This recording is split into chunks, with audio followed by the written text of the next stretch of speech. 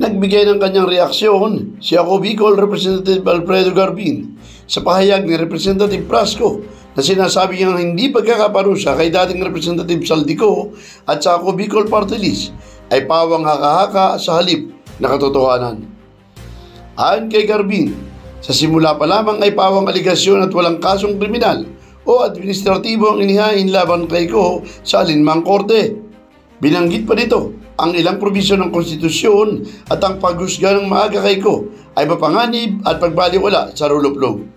At ang pagbibitiw umano ni Ko ay hindi pagtakas sa pananagutan, kundi para iligtas ang institusyon, at ang salitang pagbibitiw ay hindi nangangahulugan ng pawalang sala kay Saldico sa pananagutan kung mapapatunayan. Sa kabilang banda, nagpapakita umano ito ng delikadesa, isang ethical choice na dumistansya upang hindi maimpluwensyahan ang ongoing investigation habang nakatuon sa legal na depensa at pagpapagamot. Sa aligasyon ng conflict of interest, si Saldico umano ay matagal na sa construction companies bago pa man ang akusasyon. Kompleto na siyang umalis at wala ng koneksyon sa mga kumpanya. Wala rin umunong batayan ng sinasabing insertion.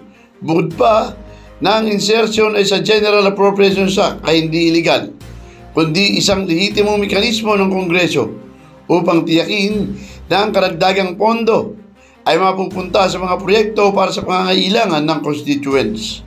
Kahit pa umano, ang chairman ng Appropriations Committee ay hindi sapat ang kapangyarihan upang i-railroad ang probisyon ng budget batay lamang sa kahilingan. Idinagdag pa ni Garbin na hindi rin makatarungan ng idamay ang buong Ako Bicol Party List at ang karapatan ng mga milyong Bicolano sa mga hindi pa napapatunayang aligasyon laban sa kinatawan nito.